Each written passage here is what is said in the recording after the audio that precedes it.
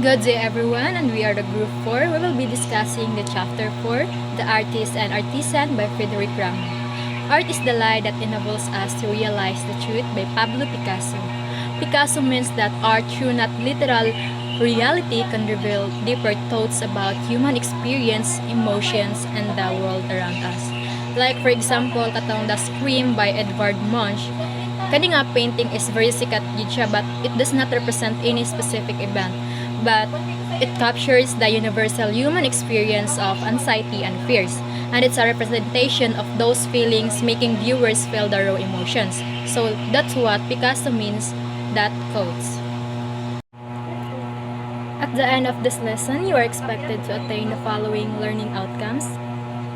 Number 1, identify the medium in various forms of art, visual, auditory, combined arts. 2, define the artist or artisan's medium and technique. 3, define the role of managers, curators, buyers, collectors, and art dealers in the art world. 4, differentiate between artists and artisans' approach techniques towards a particular medium. 5, understand the artisan's work as an end in itself and the artist's work as a means to an end. And last, identify national and Gamma artists' notable works and their contribution to the society. Good morning, Mom. Good morning, everyone. I am Ken Amersaro. I am the first reporter of the chapter 2. So first, I will discuss about the artist and the artisan medium and techniques. So comparing artist to artisan. So we all know that the artist and artisan is the they have different rules to our in the art sector or the art industry. So when we say artist, it's all about the fine arts. So what are the includings of fine arts? So first is the painting, music, sculpture, and etc. This is the example of painting, or yes. Well, the artisans are the craftsmen who work in textiles, pottery, glass, and television, along and round tables, room doors, etc. And usually, artisan is these are man-made shape from the Reagan's 2005. So this is the example of artisans' works. So next is I will discussing about the responsibilities of artists and the artisans. So artists and artisans articulate a vision through their art or craft. So fine arts work with paint, watercolor, pen, and ink, or illustrations, while the artisan craft work like jewelry. So now, what are the responsibilities of the artists and artisans? So first is the artist is focused on creating aesthetically and pleasing works, while the artisan is work focuses on accessorizing functionality more than aesthetics. So the works of artists stands to the shown is museum or galleries, while the artisan craft are displays in fairs, first shops, and the malls. So this is the examples of the artist works, and this is the examples of the artisan works. So the next is artist. So what is artist?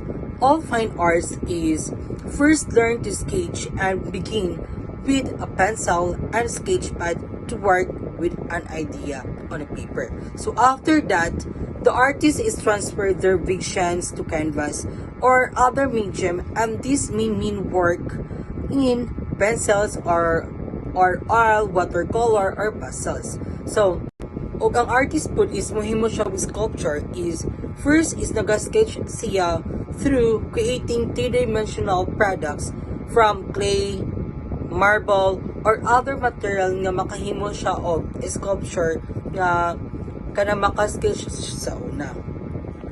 And all artists is they work aims to create an overall reaction from the viewer. So they always ang kanang giuna-una niya bring ang mga tao or ang mga view sa ilang mga ginabuhat. So this is the job responsibilities of an artist in cloth. So first is duty developing ideas for a canvas or product. And the second one is the selecting a medium for a final work including texture, size, or area.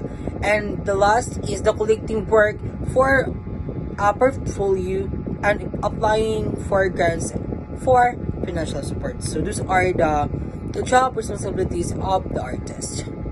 So artisans. So what is artisans? Artisans is the art craftsmen who make practical artistic products so such as earrings, urns, stained glass, and other accessories. So the artisan is gain their knowledge by studying under master craftsmen and then practicing the continuous study. And so ang artisan is nag-create po sila og mga something new or original and times provocative na mga product kay para makagyan sila og kanang mga good impact, good feedback, and good portion for their clients or for all people nga makatan-or or makapalit ani kay para ma-promote ang ilang product for different various of marketplace. So this is the job responsibilities of an artisan in cloth. So first is using and mixing mediums like paint, metal, glass, or fabric. And the second is shaping, gluing, and sewing, twisting, and producing products. And the third one is displaying works in various sites, including auctions, craft shows, or online markets. And the lastly is estimating cost and material needs. So those are the job responsibilities of an artisan. So related careers. So what are the related careers of artists? So first is the graphic design. So graphic design who develops layouts using artwork, photographs, or illustrations. So that is the purpose of graphic designer. The related careers of the artisan is the one who belongs to the field similar to that artisan is the metalwork. So metalwork is the builds product using metal for constructions and artistic or manufacturing purposes by the study CAM 2020. The outset is the difference between the artist and the artisan is the expressed by the code. So this code is for the artisan. Crafts is an end in itself.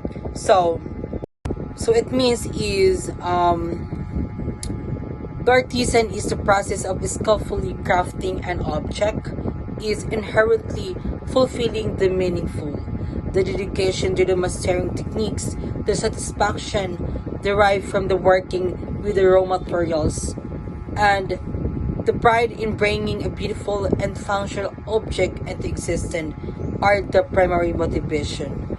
The finished product is less a means to end, unlike generating revenue and more a testament to the artisan's skills, dedication, and personal expression embodying the culmination of their passion of expertise. So that is the meaning of the codes of artisan. And for the artist, is craft is the vehicle for the expressing your vision. Craft is the visible your edge of art by Biles 2020. So it means it is the vehicle for their ideas and the means by which they communicate their unique perspective and creativity to the world. And the craft is the visible edge of art is it is suggests that while art may originate from and the craft are essential aspect of art and that they are interdependent and complementary to each other.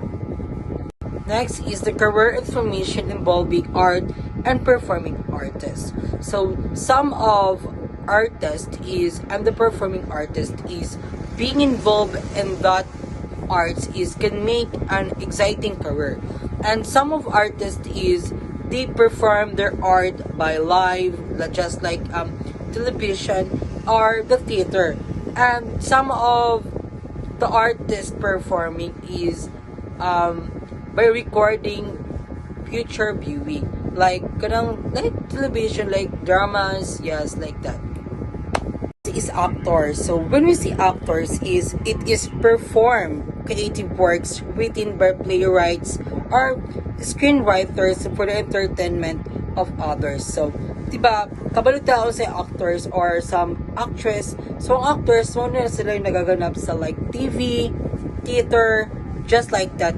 And then actors is everything they do in front of a camera of before an audience is performing an artistic piece. And they work in the variety of locations, from studios, sets to the theme parks. They do not need a formal degree, but some formal training is drama is usually helpful for getting jobs. Next is singer or musician. So, kabalo naman taon sana mga singers. So, singers is transformed with the music into song in front of an audience or inside a recording studio. For example, si kanang tawag rin tanghalan. So, di ba, there are some singers na naga-perform sa entablado. And ang banpod is like studio kanang by recording lang kanang sa 99.9 dahil si Kisitandingan makata sa kanang basta kadto. And then a musician is continually hone their skills by playing instrument which they often play and performance either in front or live audience or in recording studios. Each time they sing or play, they perform their art. So pare-pareho sa singing. They perform live or they perform studio. Yes. But the difference between the singer or musician is, ang singer is nagakanta sila ang mo translate or sila ang mukanta sa isa ka song. And then, ang musician is sila ang nagatugtog or they use instrument for that event, for that live, just like that. So next is dancers. So we all know that dancers is daghang kalainan sa mga dancers. There are different types of genres. Yeah, just like hip hop, ballroom dance, just like that. And then, yeah.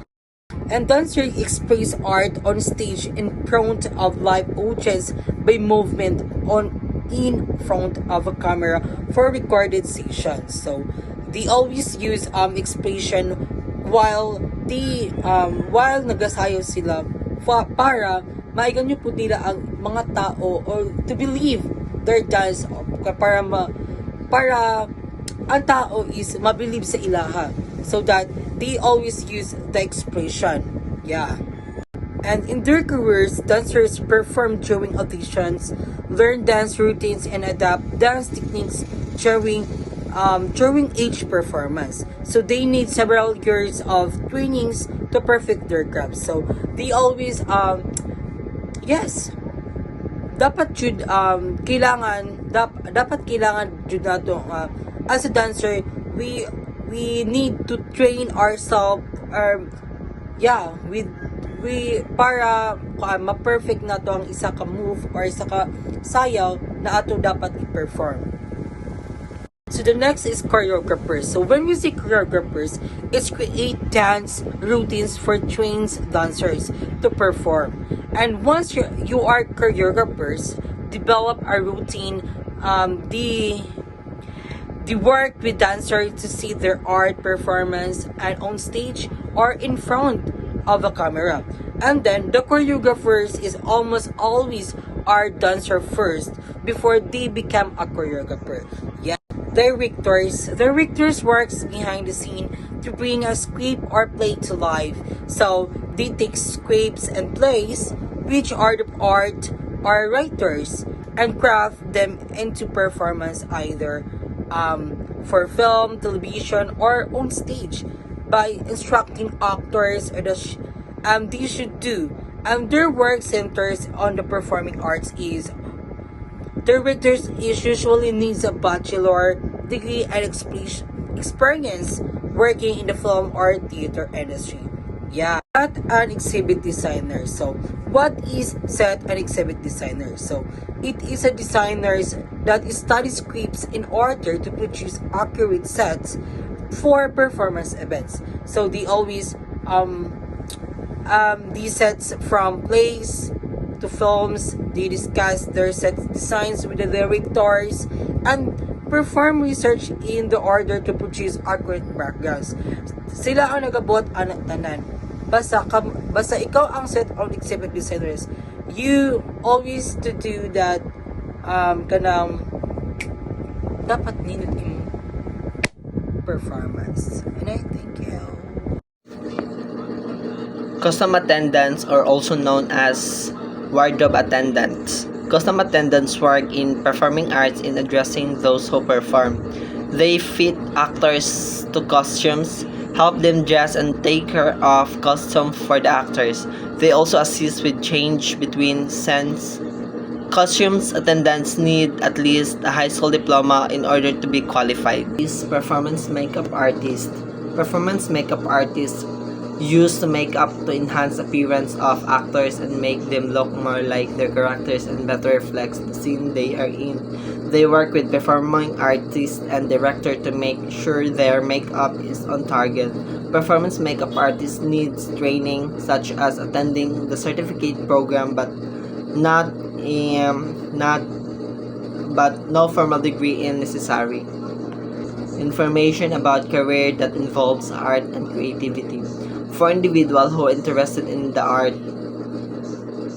world and enjoy expressing their creativity, they may consider pursuing a career that involves both art and creativity. Career options are quite diverse as it's not necessary to be traditional artist like a painter or a sculptor to find a career path that requires a strong artistic and creative sense. There are 6 unique careers below that fits their description by discussing the educational requirements and common duties responsibilities associated with the career. Craft and fine artist. The most obvious career choice that involves art and creativity is the role of craft or fine artist. This career path is unique, broad, as craft and fine artists may pursue a multitude of different art forms, from poetry, ceramic or watercolor painting, and jewelry design. Regardless of the specific medium that artists work with, their job requires a significant amount of creativity in order to continue creating new piece of art. The education requires to become a craft or fine artist varies, as some fine artists pursue formal degrees program in fine arts, while other craft artists may be self-taught or take formal classes in college. Multimedia artist or animator.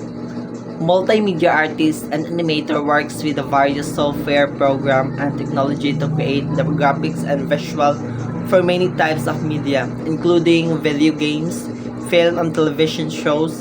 Some of their artists may work in specific fields such as video game layout, designing the scenery in animated films, or working with computer-generated imaginary or CGI to create special effects in live-action films. Some artists, animator may begin drawing by hands before using technology to digitize their creations, requiring a high level of artistic skills. Artists or animator, one generally needs a bachelor degree in fields like computer graphics or art. So kinahanglan pa siya mukha or need pa siya nimo kanang eskwelahan in order to kanang matawag ka og multimedia artist or animators. Art director. directors work in a number of diverse fields, from the films industry to magazine publishing, and are responsible for the artistic and visual design and style of product they produce. Um, the product they produce in publishing world, they may be charges. Photographer. A photographer duties may vary depending on the specific type of photography he or she specialize in. As some may travel often capture special events like weddings, parties, debuts, and other events, while others may work in corporate photography or specialize in foods photography. Being a photographer requires a high level of technical knowledge in order to proper operate a camera and use photo editing software, as well as a good deal of creativity. Photographer often seek out artistic and creative ways and capturing their subject and various events of that they cover. To become a photographer, one need a high school diploma, though some individuals may want consider pursuing formal education in field to boost job prospects. Next is creator. As an art museum creator, one is responsible for setting up, maintaining, and designing exhibit in a museum. They include acquiring new pieces and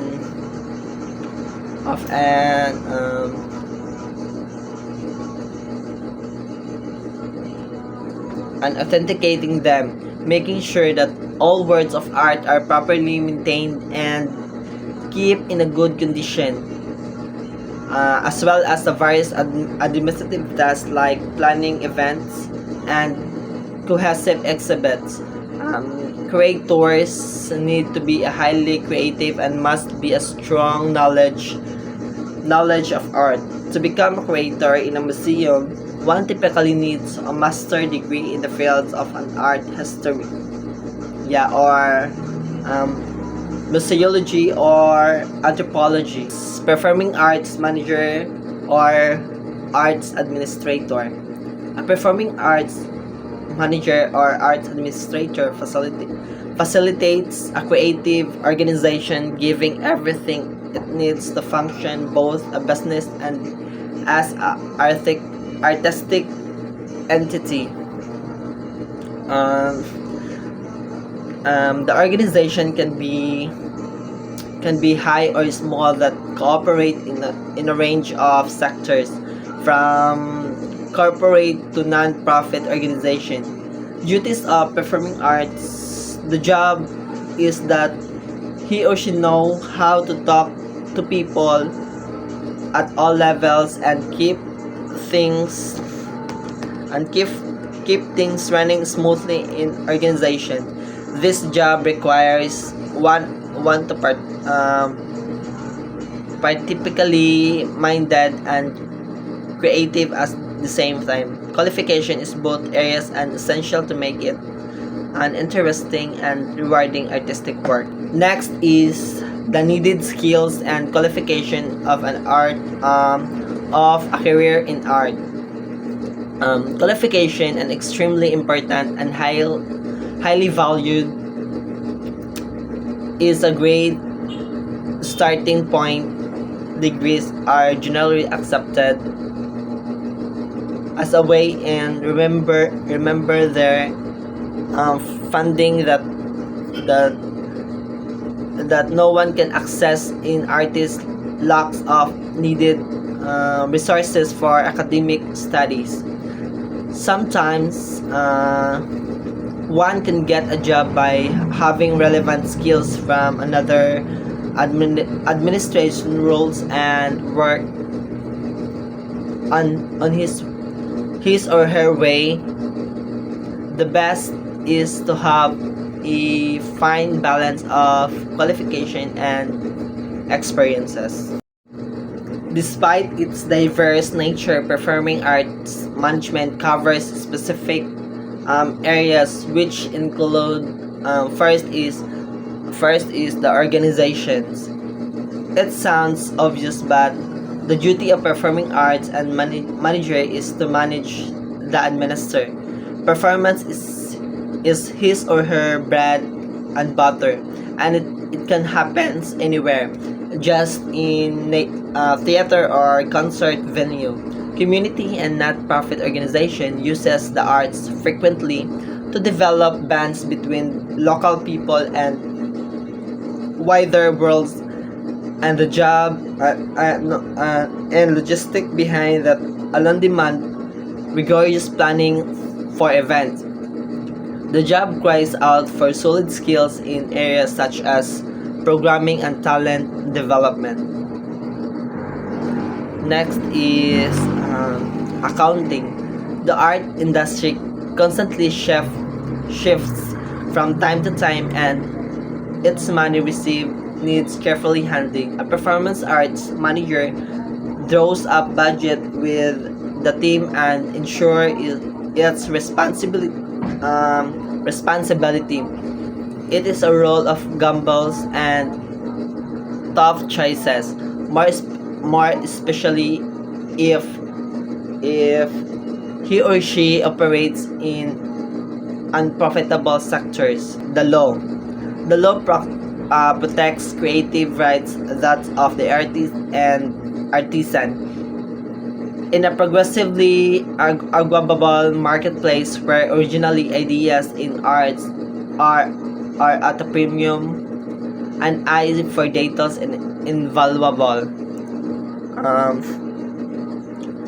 Be it racks, charging, or any local production contracting negotiation for staff and clearances for music and other events is one of its priorities.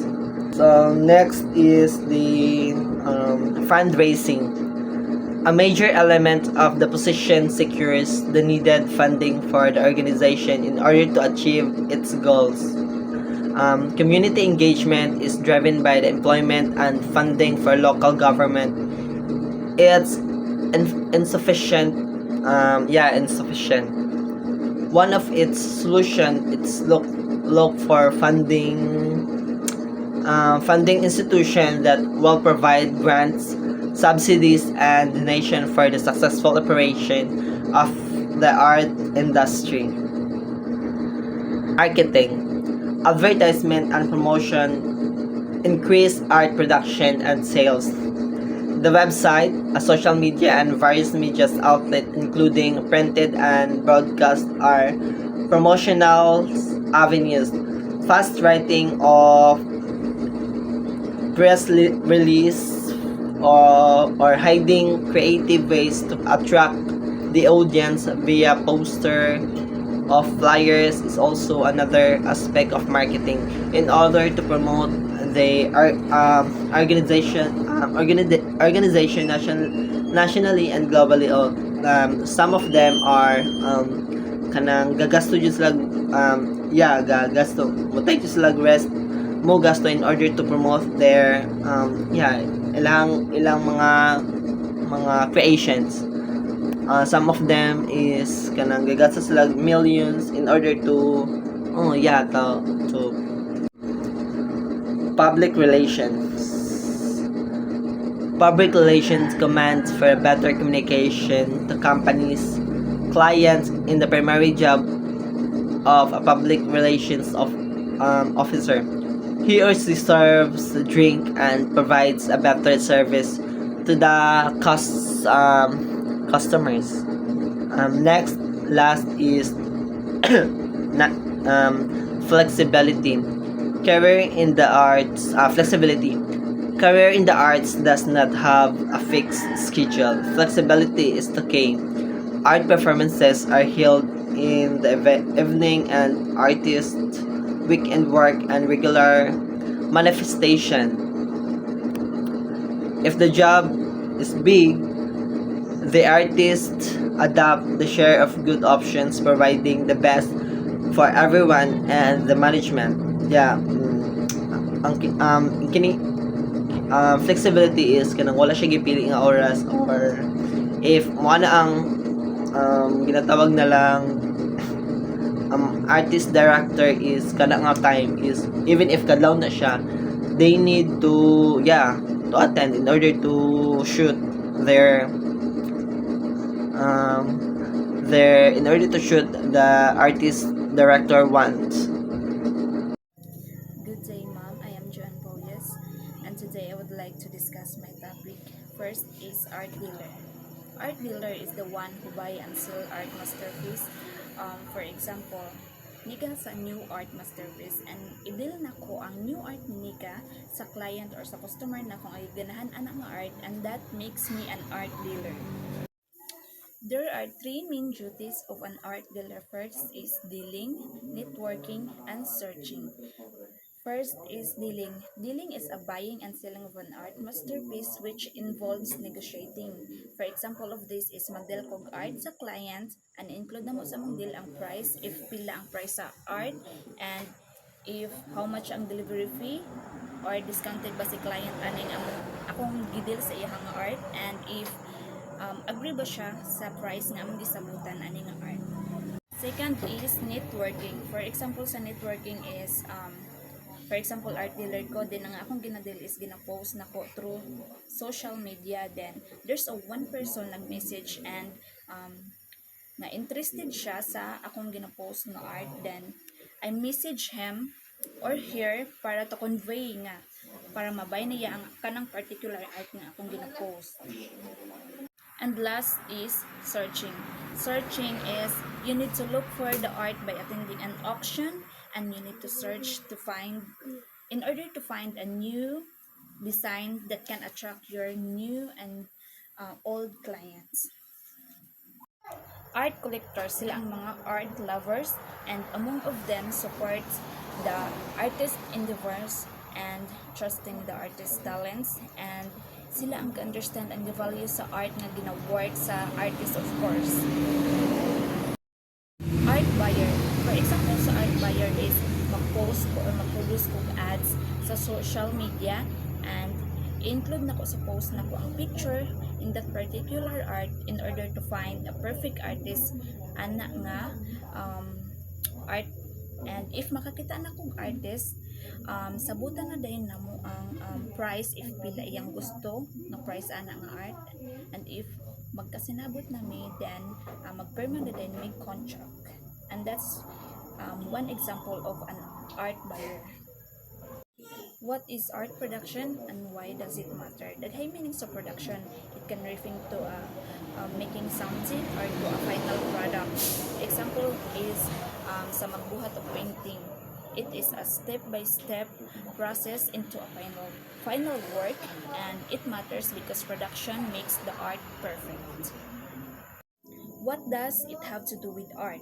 It means that it's not about making things happen, but also about the ideas by making that particular art. Production process. Production process, it is a step-by-step process by making an art, and there's three main parts of production. First is pre-production, production, and post-production. And pre-production, it is a planning process by making an art, and production, it is the actual by making art, and post-production, it is the finishing of an art. Award. For example, your art won in a competition, and in that case you will be given an award. Recognition is happen when you are winning in several types of award. Reon. For example, sa reon is imong artwork is ma-feature siya sa magazine or sa newspaper, and if ang people is start buying your artwork na dayon, and that's reon. And again, I am Joan Polius from Bshm2D. Thank you. The National Treasures Award, alternatively known as the Gawad ng Malilikha ng Bayan, is conferred to a person or group of artists recognized by the government of the Philippines for their contributions to the country's intangible culture heritage. These are the qualification to become a manlilikha ng bayan based on the NCCA guidelines. An artist is awarded the Gamaba, Gawad sa Manlilikha ng Bayan, because they have made significant contribution to preserving and promoting the Philippines' intangible cultural heritage through their exceptional skills in a traditional Filipino art form, demonstrating a high level of technical and artistic excellence while passing on their knowledge to their community, essentially acting as a national living treasure. The categories of Gamaba or Gawad ng Manlilikha ng Bayan are folk architecture, maritime transport, weaving, carving, performing arts, literature, graphic and plastic arts, ornament, textile or fiber art, and other artistic expressions of traditional culture. Ad hoc panel of experts is a temporary group of experts who are brought together to solve a specific problem or complete a task. The term ad hoc means as needed. Ad hoc panel of experts is to ensure a fair selection of potential awardees. The Gawad sa Manlilikha ng Bayan Executive Council shall be assisted by an ad hoc panel of experts consisting of experts in the traditional and folk arts categories. The names of those selected to become members of the ad hoc panel of experts. Eric Otesa Digea, better known as Kidlat Tahimik, is a film director, writer, and actor whose films are commonly associated with Third Cinema movement through their critiques of neo-colonialism. The constant claim of Kidlat Tahimik is whatever progress has relegated.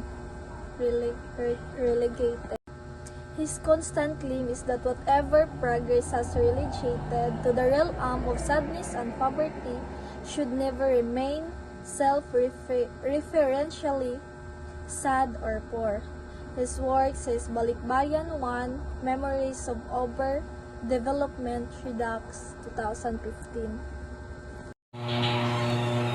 Rizal B. Muharis is a renowned scholar and a writer who has significantly contributed to Cebuano studies, national identity informations, and promotions of regional literature and history through his extensive research, publications, and active involvement in various organizations. Events and exhibits and managing audience. Planning an event effectively includes 5K phases, or which we call the 5 Cs. It is conceptualizing, coordinating, controlling, culminating, and closing out, ensuring a smooth and successful event through teamwork. Event concept. You need to remember the 5 W's on how to conceptualize an event. First is why. Ano ang mga rason o layunin ng event na ito? Who is the target audience o kung sino-sino ang pupunta. When, basically, kailan ito gaganapin o anong oras ito gaganapin. Where, saan gaganapin ang pangunahing event na ito. What unsa ang mga expected na mahitabo para naa sila'y idea kung unsay naa dito sa event. Event coordinations includes teamwork, brainstorming, logistic planning, tasks and delegations based on expertise and preparedness for potential issues throughout the event. Next is event control. It focuses on the realistic implementations of the plan, managing potential issues and adapting to change as needed, while ensuring a smooth executions of the event. Event culminations is the peak of the events, where all the planning comes together and the team's effort define the attendee experience and create lasting memories. Last is event closeout. It involves post-event activities like reviewing, evaluating, reporting, improving, recognizing team members, and formally ending contracts, ensuring a comprehensive and successful events. So that's how it ended our report. I hope you learned something sa kaninga chapter.